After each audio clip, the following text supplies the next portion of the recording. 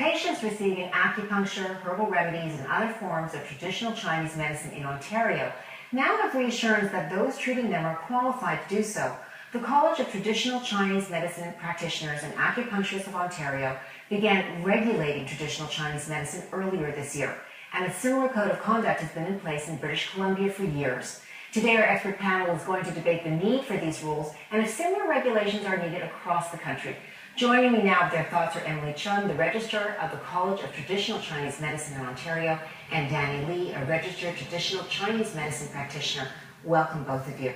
Thank you. So let's start first with traditional Chinese medicine and the fact that so many people can practice it. Chiropractors do this, physiotherapists do this, individuals, I'm not sure what their training is, do this. Is that what drove the need for this, Danny? I think there are many people using acupuncture in Chinese medicine. That is why we need to have a regulation to set the standard so that everyone can be at the same page. So tell me what Ontario has done now with this legislation and the fact this, regulation of practitioners. Now, the regulation as well as the Traditional Chinese Medicine Act was proclaimed and put in force April 1st of this year. And since then, we have registered those who are qualified to practice the profession. Right now, we have over close to 900 individuals who are registered who are qualified to practice. So you're registered. Tell me what it took to become qualified to be able to meet the legislative needs. Everyone who want to become registered have to pass the exam. We have a safety exam and a jurisprudence exam. So there are very many people who practice the type of traditional Chinese medicine, and many individuals say that they come with the knowledge from the East and they're bringing it to the West, and that the demand for this type of legislation was unnecessary. How would you respond to that?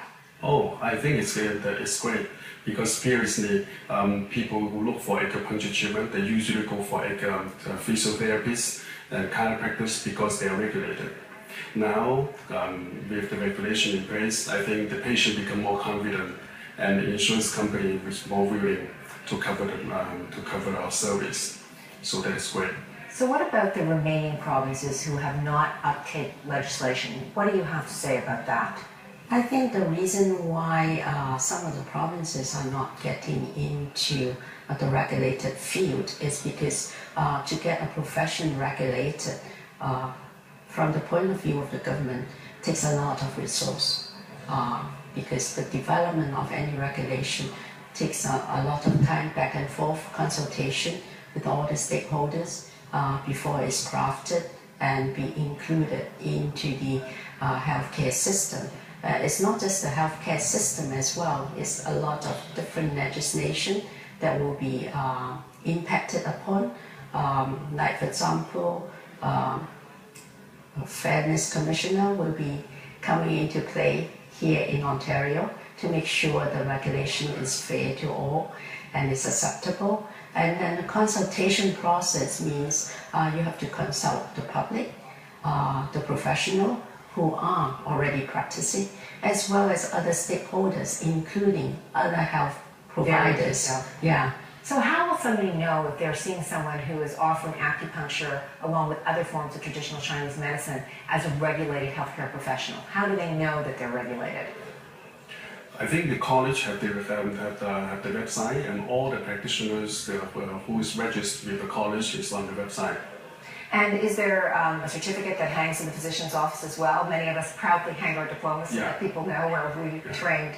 Yes, there is a certificate for display in every registered member's office. At the same time, because traditional Chinese medicine practitioners, they sometimes go to do house calls. So we are also on the website. On the website, we are also providing to individuals a wallet-sized certificate with the photo of the individual. So if they knock on the door, you know. You know. And what else, before I let you go, when people think about traditional Chinese medicine, they do think about acupuncture, but what else fits in that realm of practice? Well, basically, traditional Chinese medicine as defined in the Act is, providing an assessment of the system disorder of the entire person. And then with traditional Chinese medicine technique and therapy, they can be using traditional Chinese medicine herbs. They can be using acupuncture. There will be dietary recommendations. There will be exercise. So traditional Chinese medicine embraces all these realms rather than just treating a simple symptom, which is what most Western medicine will be doing. Well, I think that it certainly brings into the forefront the fact that there is regulation, that there is some type of uniformity of care, and that in fact this is an approved and legislated area. Thank you both so much for joining me. Thank you. Thank you. Thank you for the time.